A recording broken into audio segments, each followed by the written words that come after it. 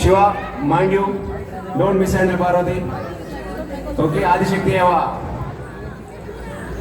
We can start? Until this line is clear, we can't start. Please move from here. All the parents, if you want to take anything, go front. Madam, Parvati Mother garu, కూర్చోండి. వెనక మీ పిల్లల performance మిగతా వాళ్ళు కూడా చూడాలి కదా, వెళ్ళిపోండి, ముందుకెళ్ళిపోండి. మీ పిల్లల పెర్ఫార్మెన్స్ అందరూ చూడడానికే చేశారు కదా.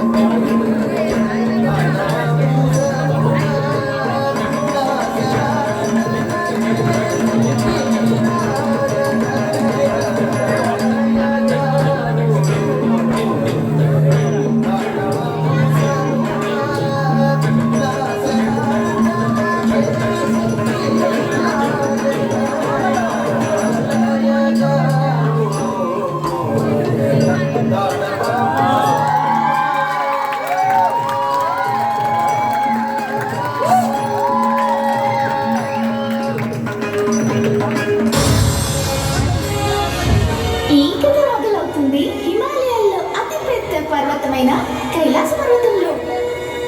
ఇక్కడుంటారు బాలగణేశుడు తండ్రి గారైన భగవాన్ శివశంకరుడు, ఇంకా తల్లి పార్వతి, శివుని యొక్క అతిపెద్ద సేవకుడైన నందీశ్వరుడు మరియు ఆయన యొక్క అతిపెద్ద గణులతో కూడిన సైన్యం కూడా ఉంది. ఇక్కడి నుండి మొదలవుతుంది మన బాలగణేశుని యొక్క కథ.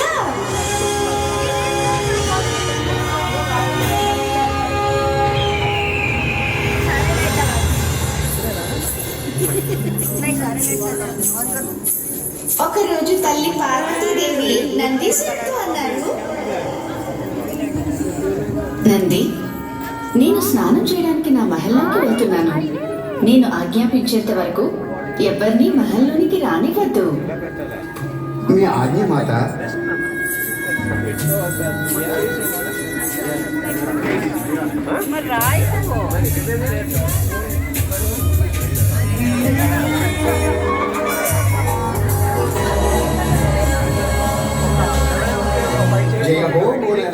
దారి నుండి తప్పుకుని నేను లోపలికి వెళ్ళాను. క్షమించండి ప్రభు, మాత పార్వతీదేవి అన్నారు ఎవరిని లోపలికి పంపొద్దని ఆజ్ఞ ఇచ్చారు. ఓరి మూర్ఖుడా, ఈ ఆదేశం ఇతరుల కోసం. నేను ఆమె పతిదేవుడను. తప్పుకో.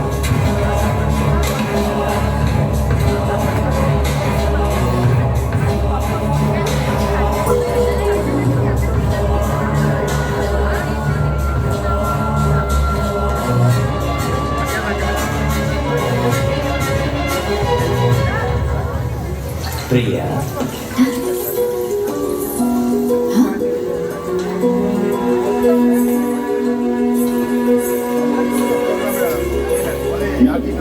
లోనికి వచ్చారు స్వామి. నంది మిమ్మల్ని ఆపలేదా? ప్రియా, అతను నా దాసుడు. పాపం అతనికి ఎన్ని గుండెలుంటే నన్ను ఆపగలడు. కానీ నేను వాడిని నాకు కాపలా పెట్టాను. అతని విధంగా నా ఆజ్ఞను ఉల్లంఘించాల్సింది కాదు. కానీ నేను నీ భర్తను. నన్ను ఆపి ఏం ప్రయోజనం? మీరు చెప్పింది సగమే ప్రభు, కానీ నంది ఈ విధంగా నా మాట వినిపోవడం ధర్మము కాదు. కోపగించుకోకు, అతన్ని క్షమించు. అతనికి కొంచెం బుద్ధి తక్కువ.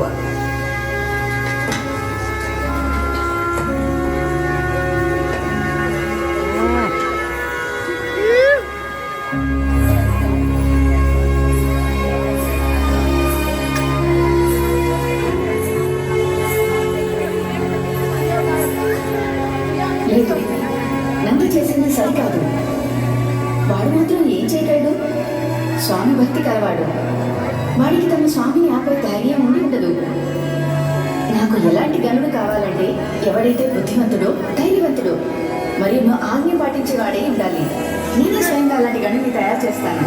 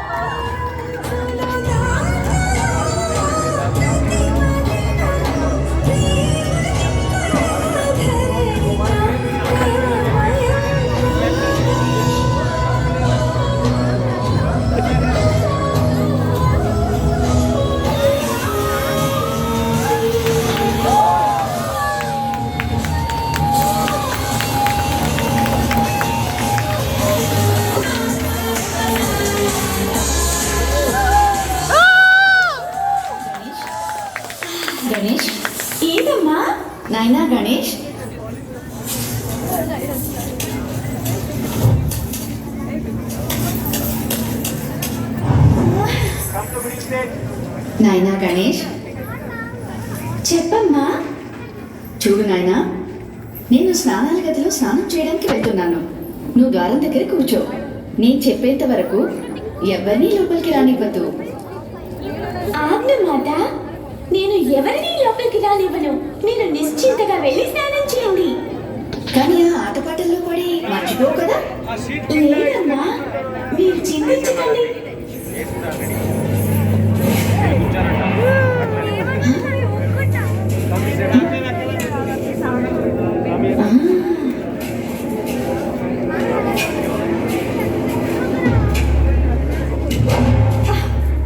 క్షమించండి ప్రభు, మీరు లోపలికి వెళ్ళకూడదు. ఓ పసిబాలుడా, నువ్వెవరివి? ఇలా నా దారిని ఎందుకు ఆపుతున్నావు? నేను గౌరీపుత్రుడినైన గణేశుణ్ణి. నేను మాత ఇచ్చిన ఆదేశాన్ని పాలిస్తున్నాను. ఆమె ఆదేశం ఏమిటంటే ఆమె ఆజ్ఞాపించేదాకా ఎవరిని లోపలికి పంపొద్దని. గౌరీపుత్రుడా, అలాగైతే ఈ ఆజ్ఞ నాకు వర్తించదు. ఎందుకంటే నేను గౌరికి భర్త అయిన శివశంకరుడు. ద్వారం నుండి తప్పుకో బాలక. కుదరదంటే కుదరదు. ఎప్పటిదాకా అమ్మ ఆజ్ఞాపించదో నేను ఎవరిని లోపలికి వెళ్ళనివ్వను. మొండికేయకు అమాయక బాలుడా, దారి నుంచి తప్పుకో. అది అసంభవం. చూడు, నీకు నా కోపం గురించి తెలియదు.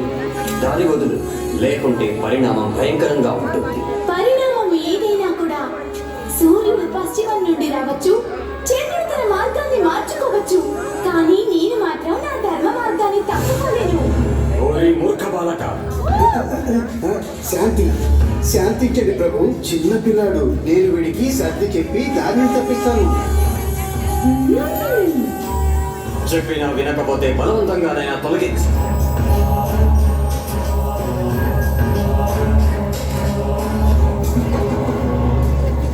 నాయనా గణేష్, నీకు నా స్వామి కోపం గురించి తెలియదు. మాటలతో చెప్పడం కాదు, ధైర్యం ఉంటే నన్ను తొలగించి చూపించు. నన్ను రెచ్చగొట్టొద్దు, చెప్పేది విను. పిరికి పంద వినువు, పిరికి పంద.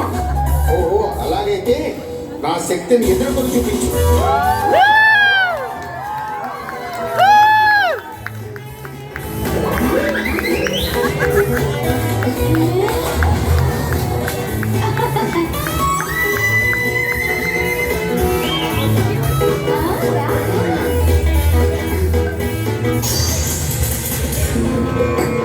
అనర్థం, క్రూరమైన అనర్థం.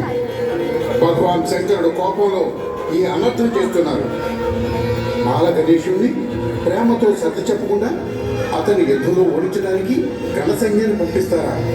నేను మధ్యవర్తిత్వం వహించవలసింది.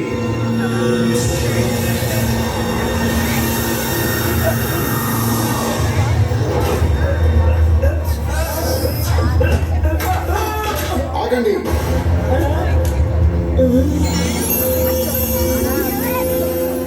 ఏంటి మూర్ఖత్వం? ఒక్కగా ఒక పసిపిల్లాడితో ఇంతమంది సైనికులు పోరాటం. వెనక్కి వెళ్ళండి.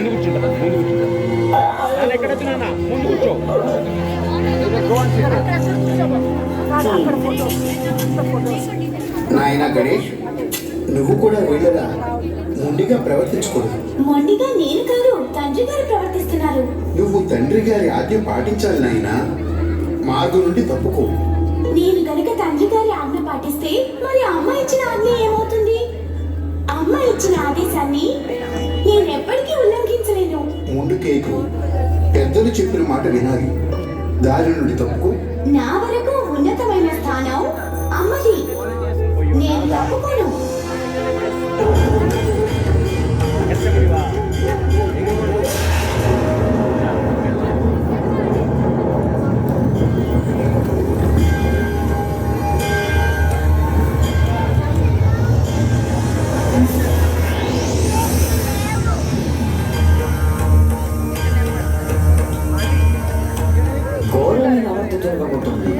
ఏమైంది ప్రభు? మీరు ఎందుకు కంగారు పడుతున్నారు? అంతా సౌఖ్యమే కదా? దేవి, శంకర భగవాన్ని క్రోధం చరమసీమలు దాటుతోంది. ఆయన తాండవం చేస్తున్నారు. శివశంకరులు తాండవం చేస్తున్నారా?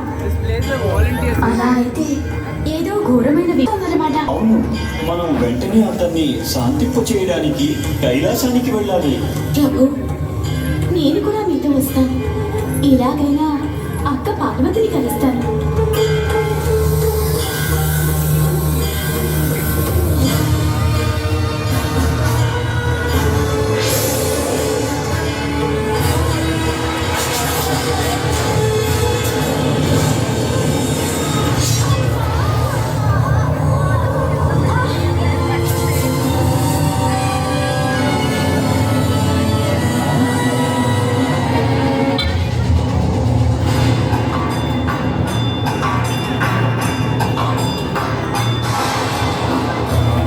చూస్తుంటే ఈ పరిస్థితిని చూసి లక్ష్మీదేవి సరస్వతీదేవులకు ఆగ్రహం కలిగినట్టుంది. వారు క్రోధంతో ఇంటే వస్తున్నారు.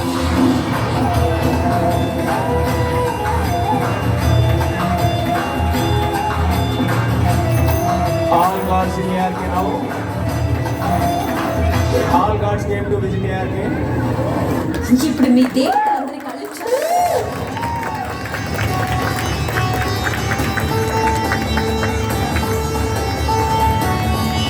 ఇప్పుడు మీ దేవతలందరి కళ్ళు చల్లబడ్డాయా? కనీసం మీకే అర్థమవుతుందా?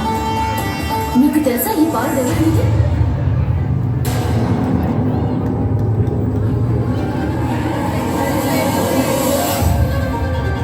అతను పార్వతీదేవి పుత్రుడు. పార్వతీదేవి క్రోధాగ్నిని శాంతింపజేసేంత శక్తి ఉందా ఎవరికైనా?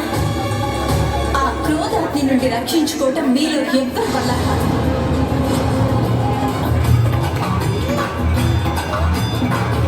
ఏమైంది? ఈరోజు దేవతలందరూ ఇక్కడ సమావేశమయ్యారు.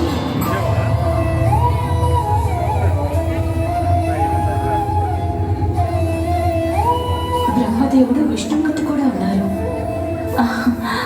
అంతా సవ్యంగానే ఉందిగా? లోకాల్లో ఎక్కడ ఏ ఆపద వాటిల్ల లేదు కదా? బ్రహ్మదేవుడు, విష్ణుమూర్తి, మిగిలిన దేవతలందరికీ నా ప్రణామాలు. ఏమైంది ప్రియబంధువులారా? మీ అందరి కన్నుల్లో కన్నీళ్ళు. స్వామి, స్వామి ఇక్కడే ఉన్నారా? వారు నన్ను చూడగానే లేచి నా దగ్గరకు రావాల్సింది. మరి అక్కడ ఒంటరిగా ఎందుకు కూర్చున్నారు? పుత్రుడెక్కడా? పుత్ర, ఎక్కడున్నావు కుమారా? స్వామి మీరైనా చెప్పండి. ఏమిటది? ఎవరి శరీరం అది? ఎవరి భూమిపై పడున్నది? ఇక సత్యం బయటపడక తప్పదు. దాన్ని ఇప్పుడెవ్వరూ దాచిపెట్టలేరు. నా చేతులు కాళ్ళు ఎవరివి? ఎవరిది? ఒకవేళ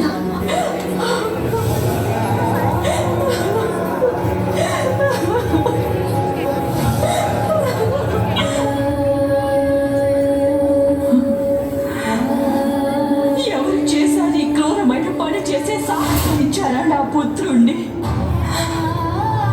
ఎందుకు ఇలా చేశారు మీరు?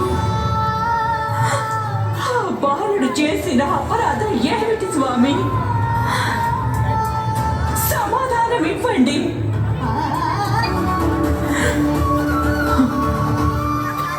నాకు నా పుత్రుణ్ణి తిరిగి ఇవ్వండి. తమరు ఈశ్వరుడు కదా మహాదేవా. నా పుత్రుణ్ణి పునర్జీవితుణ్ణి చేయండి.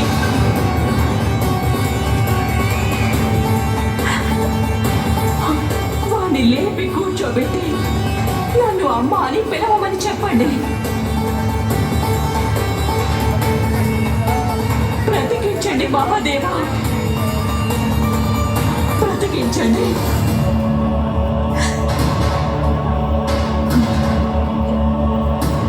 లేదంటే నేను నాపై నియంత్రణను కోల్పోతాను.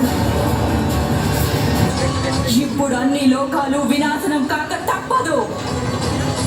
ఎవ్వరూ మిగిలి ఉండరు. ఇక్కడుండే వాళ్ళని మాత్రమే కాదు, సమస్త లోకాల్లోనూ ఉండే దేవాది దేవతలందరినీ సర్వనాశనం చేస్తాను నేను. అందరూ అందరినీ సర్వనాశనం చేసేస్తాను.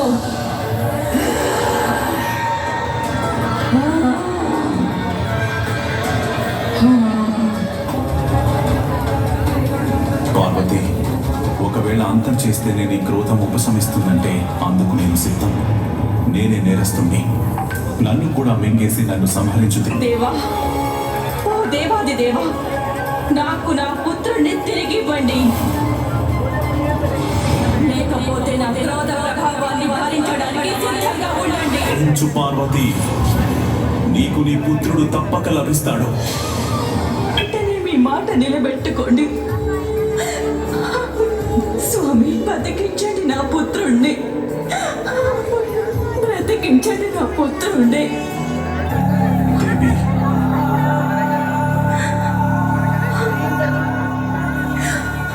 సహనం వహించు. శిరస్సు లేకుండా నేను తనకి జీవితాన్ని ఇవ్వలేను. నా త్రిశూల ప్రయోగం వల్ల తన శిరస్సు పంచభూతాల్లో కలిసిపోయింది. కానీ దానికి ఒక పరిష్కారం ఉంది. తన మెడకి వేరే ఏదైనా తలను తగిలించాలి. వేరొకరి శిరస్సు నేను ఎక్కడి నుంచి తీసుకురాగలను ప్రభు? దేవతలారా, మీరంతా ఉత్తర దిశగా వెళ్ళండి. ఆ దిశలో ఎవరైనా అప్పుడే పుట్టిన శిశువు కనిపిస్తే తను పుట్టి కొద్ది సమయం మాత్రమే అయి ఉంటుందో దాని శిరస్సు తండి. అదే శిరస్సు ఈ బాలుడికి ధరింపజేద్దాము.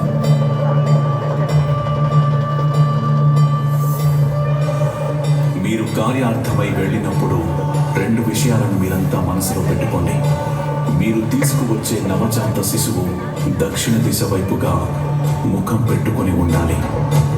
సమయం మించిపోతే ఈ బాలుడిక ప్రాణం పొందలేడు. ఆజ్ఞ.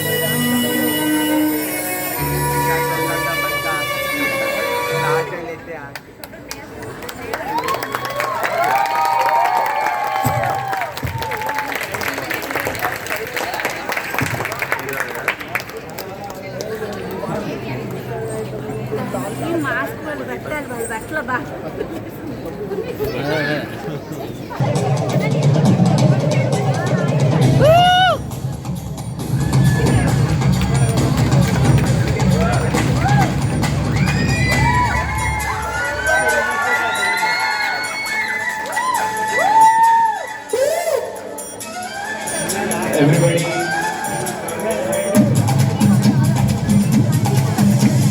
शंकर जी का डमरू पार्वती का नंदन नाचे।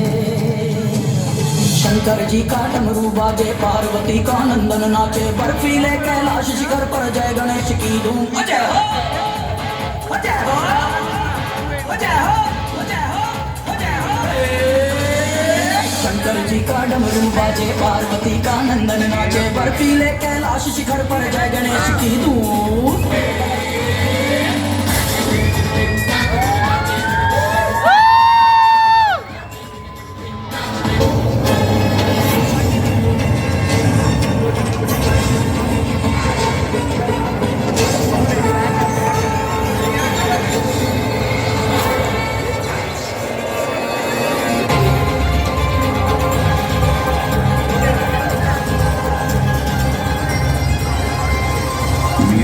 ఇక్కడ సమావేశం కావడానికి కారణమేంటో నాకు తెలుసు.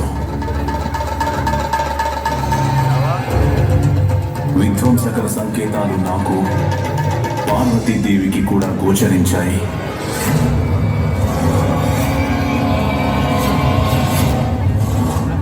మూషికాసురుడు ఒక్కడే ఉండేవాడు.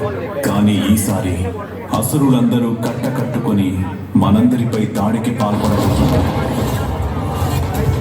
అయినా ప్రభు, ఎంతకాలం మేము ఇలా నిరంతరం అసురుల దుర్మార్గాన్ని సహించాల్సి ఉంటుంది? ఎప్పుడు మేము వారి భయాల నుండి బయటపడతాం? మనం సింధుని పరాజితులు చేశాం.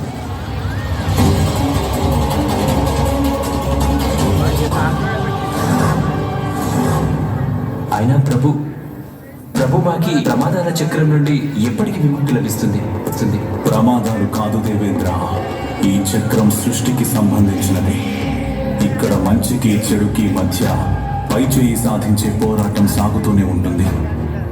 ఇటు దేవతలుంటే అటు రాక్షసులు ఉండాలి. ఎందుకంటే వినాశనానంతరమే సృజన జరుగుతుంది. మనం కేవలం ధర్మాన్ని నిర్వర్తించాలి. ఈ దుష్టత్వాన్ని అంతం చేసి ప్రపంచాన్ని కాపాడవలసి ఉంటుంది. కానీ ప్రభు, అసురుల దాడులు జరిగినప్పుడల్లా నిర్దోషుల ప్రాణాలు కడగండ్ల పాలవుతాయి.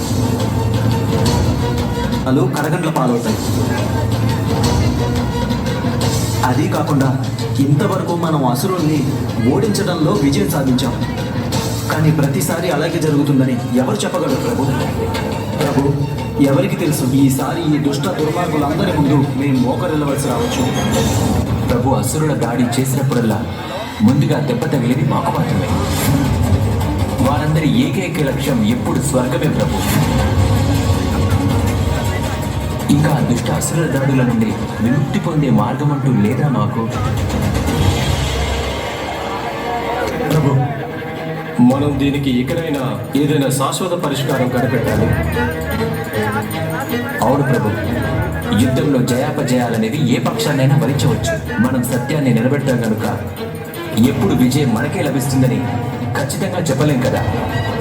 ఆయన ఎప్పుడు సత్యం కోసం నిరంతరంగా పోరాటం చేస్తూ సాఫల్యాన్ని పొందుతామని ఎవరైనా చెప్పగలరా ప్రభు? అవును మహాదేవ, బ్రహ్మదేవ, నేను దేవతల మాటలతో ఏకీభవిస్తున్నాను. దేవతలంతా తామే గెలుస్తామనే నమ్మకంతో అసురులతో యుద్ధంలో తలపడడానికి తగిన ఉపాయాన్ని కనుగొనాలి ప్రభు. నా ఉద్దేశం ప్రకారం దేవతలందరికీ కూడా ఒక అధిదేవుడు ఉండాలి. అప్పుడు తనే దేవతలందరికీ దిశానిర్దేశం చేయగలరు. వారిని పూజించగానే వారి కార్యాలు మంగళకరం కావాలి.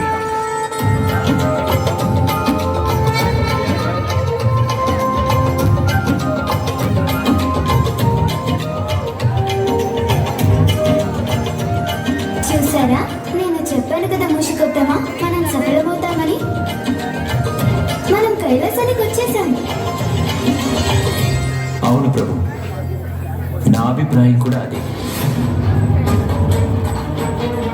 అగస్త్యముని చేసిన సూచన ప్రకారం మనం ఒకానొక దేవుణ్ణి ఎంపిక చేసుకోవాలి. ముందుగా తనకే పూజలు జరిపించాలి. వారిని పూజిస్తే మాకు కలగబోయే విఘ్నాలు తొలగిపోవాలి. కేవలం దేవతల విఘ్నాలు హరించడమే కాదు, అసురులనే విఘ్నాలు కూడా హరించాలి. తన దేవతలకే దేవతై ఉండాలి. తన సామర్థ్యంతో అసురుల సంఘటిత శక్తిని సైతం ఓడించాలి ప్రభు. మా అందరికీ ఎప్పుడు అండగా ఉండాలి. కలిగించే దేవతలకి దైవమయ్యేవారెవరు?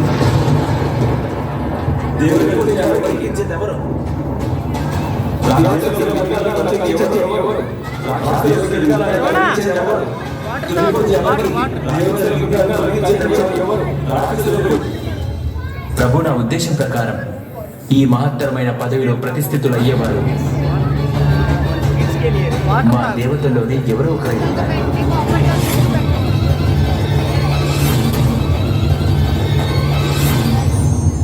నారాయణ నారాయణ.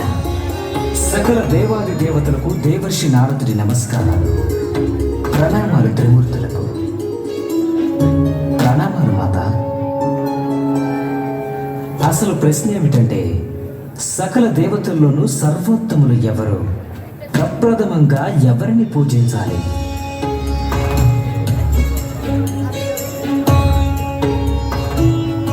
నారదుడే తెలుసుకోలేకపోతున్నాడు. కష్టమే. నారాయణ నారాయణ నారాయణ నారాయణ. ఈ విషయం అందరికీ తెలిసిందే. తమరేగా లోకానికి వెలుగునిచ్చేది. సూర్యుడే లేకపోతే లోకాలన్నింటికీ వెలుగే లేకుండా పోతుంది. ఆ కారణంగానే సూర్యదేవుడు తొలి పూజలు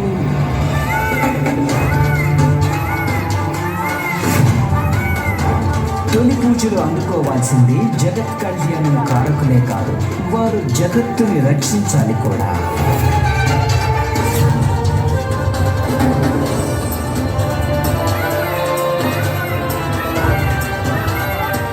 రక్షణ అంటే రక్షకుడంటే వీరుడు. జగన్మాత తమరికి తెలియంది కాదు. ఈ రోజు స్వర్గలోకం ఇంకా ఇలా ఉందంటే అందుకు కారణం తమరి పుత్రుడు కార్తికేయుడే కదా. తమ పుత్రుడైన కార్తికేయ కుమార, తమరిని అలా తలుచుకోగానే ఇలా వేం చేశారు. ప్రణామం.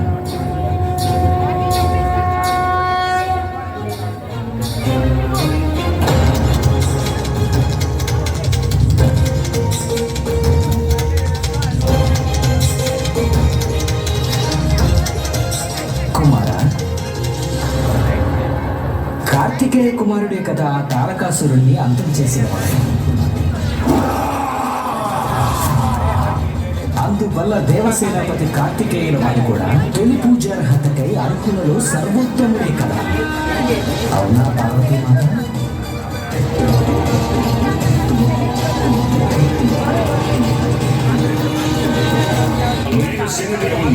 నాకే చెయ్యాలి తొలి పూజలు.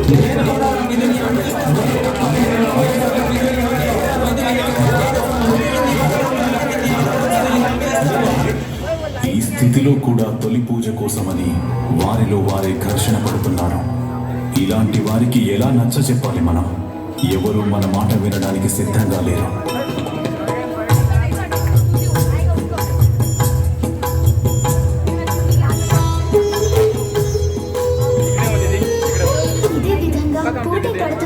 ప్రథమ పూజ్యులు ఎవరవుతారు?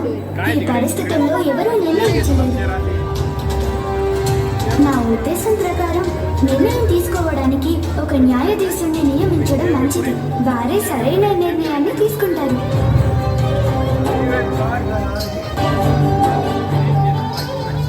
గజాననుడి మాటలు సర్వజనామోదంగా ఉన్నాయి. తమరే న్యాయాధీశుడిగా ఉండండి. మీరే వ్యవహరించండి నారాయణ. మీరే ఏదో ఒకటి చెయ్యండి ప్రభు. నేను ఒక్కనే కాదు, మా త్రిమూర్తులు బ్రహ్మ, విష్ణువు, మహేశ్వరుడు, మేము ముగ్గురం కలిసి ఈ నిర్ణయం తీసుకున్నాం. దేవాది దేవతలందరిలో తొలి పూజలు ఎవరికి చేయాలని.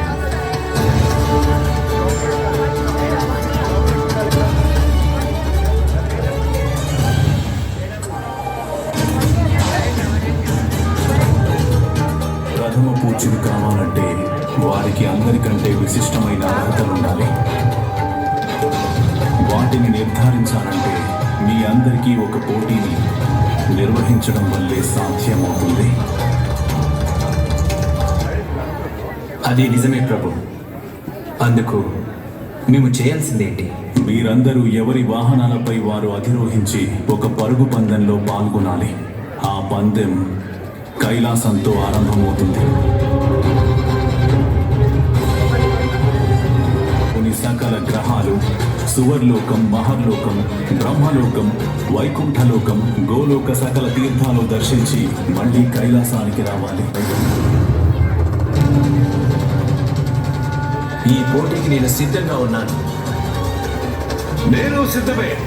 నేను కూడా సిద్ధంగా ఉన్నాను. అవును, నేను కూడా సిద్ధంగా ఉన్నాను. నేను వరుణదేవుణ్ణి. నేను సిద్ధంగా ఉన్నాను.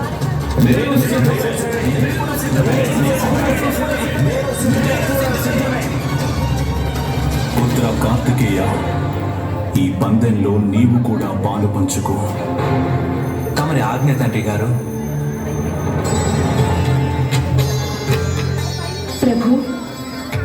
మరి గజాననుడు తను పాలు పంచుకోకూడదా ఈ యుద్ధంలో? నాకు కూడా నా వాహనం ఉంది కదా.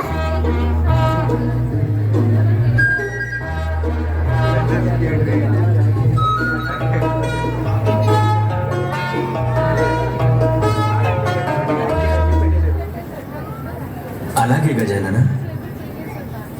ప్రభు, గజాననుడు కూడా ఈ పోటీలో పాలు పంచుకుంటాడు.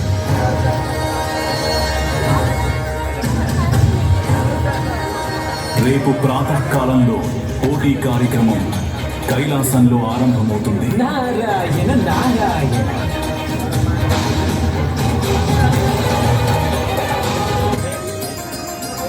హరే అన్నయ్య, మీరింతవరకు నా వాహనం మూసికొత్తముండి చూడలేదు కదా.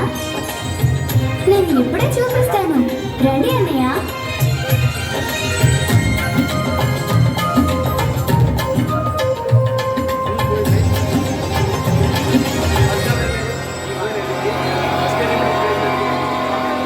ఇదిగోండి, ఇదే నా వాహనం మూసికొత్తముడు. చూసారా అన్నయ్య? చెప్పండి, నా వాహనం చాలా బాగుంది కదా.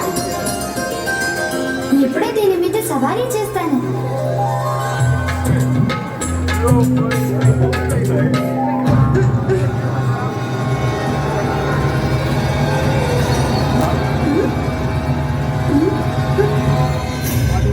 లేవండి మూసుకొత్తమా, లేవండి.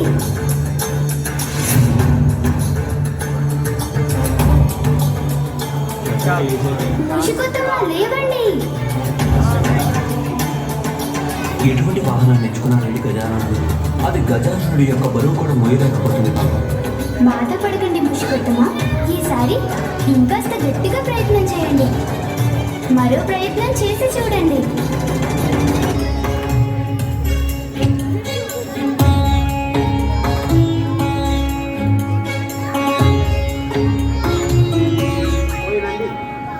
కైలాసం నుండి ప్రారంభం కానున్నటువంటి ఈ పోటీ నిర్ణయించగలదు ఈ దేవతలందరిలో ఎవరు ప్రథమ పూజ్యులు, ప్రథమ దేవత అవుతారనేది. తమరి ముల్లోకాల యాత్ర దర్శన పోటీలో ఎవరి వాహనాలపై వారు అధిరోహించి పూర్తి చేయాల్సి ఉంటుంది. ప్రణామం పెద్దమామ, ప్రణామం మామయ్య గారు, ప్రణామం తండ్రి గారు, ప్రణామాలు మాత. పుత్ర గజానంద, నువ్వు నీ రాకలో ఆలస్యం జరిగింది. వెంటనే వెళ్ళి నీ స్థానంలో నిలబడు. ఇంకో మాట, ఇప్పుడు నువ్వు నీ వాహనాన్ని నువ్వే తీసుకొచ్చావు. గుర్తుంచుకో పుత్ర, పోటీ పడుతున్నప్పుడు నువ్వు నీ వాహనాన్ని అధిరోహించడం అనివార్యం.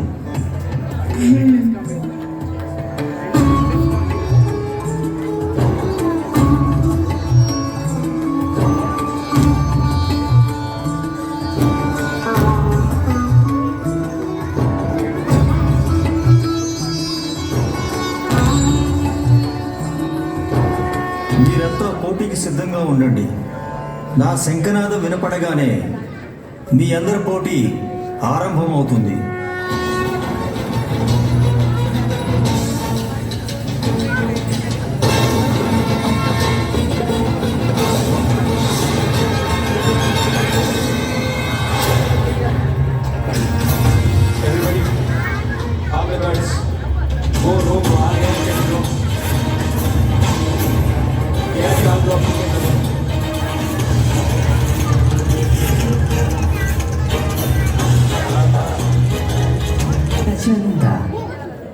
నారాయణ నారాయణ.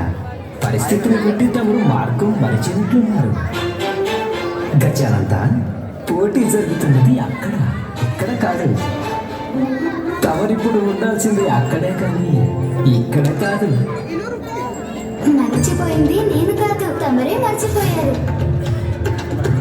నేను రావాల్సిన స్థానానికి వచ్చాను.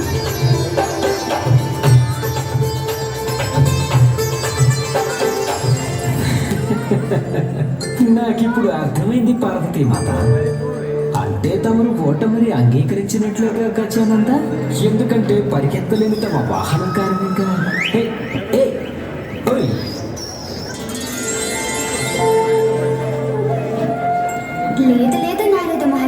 ఓటమిని ఒప్పుకోలేదు. గెలిచి చూపిస్తానని చెప్పటానికి నేను ఇక్కడికి వచ్చాను. జీవితం విసిరే సవాళ్లను ఆహ్వానించడమే నేర్పింది అమ్మ. పరిగెత్తి చూపిస్తాను, కాళ్ళతో కాదు తెలివితో.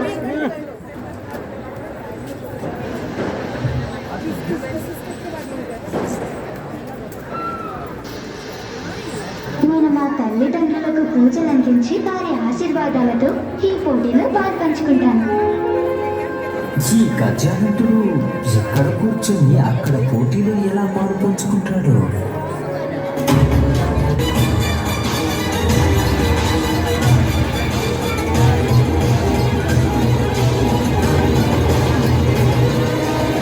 అమ్మంటే ఎవరో కాదు, సాక్షాత్తు భూదేవి ప్రతిరూపమే.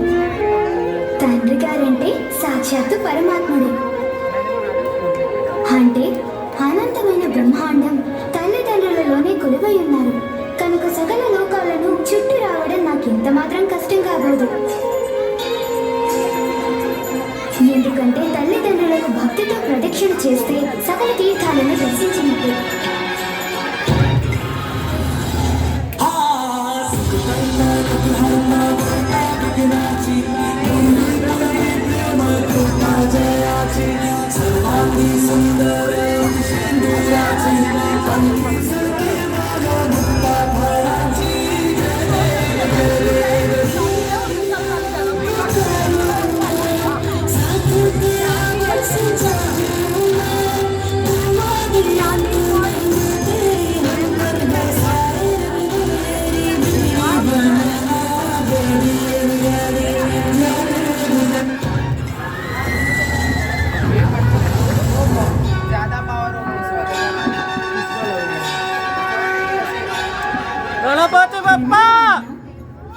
ప్రణామాలు తండ్రి గారు.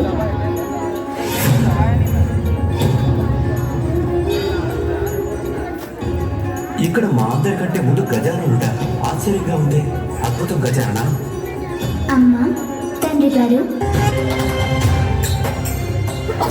అభినందనలు గజానన.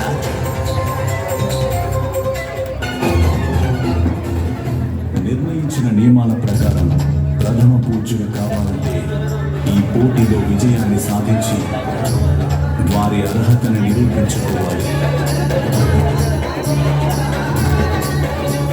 ఆ అర్హత పొందిన వాడు గజాననుడే.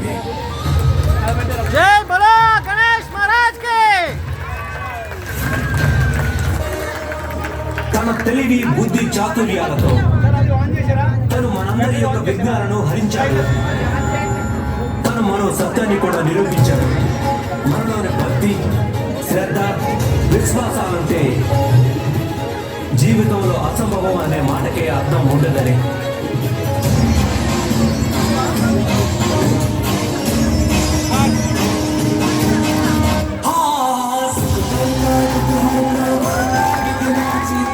గణపతి బప్పా, గణపతి బప్పా.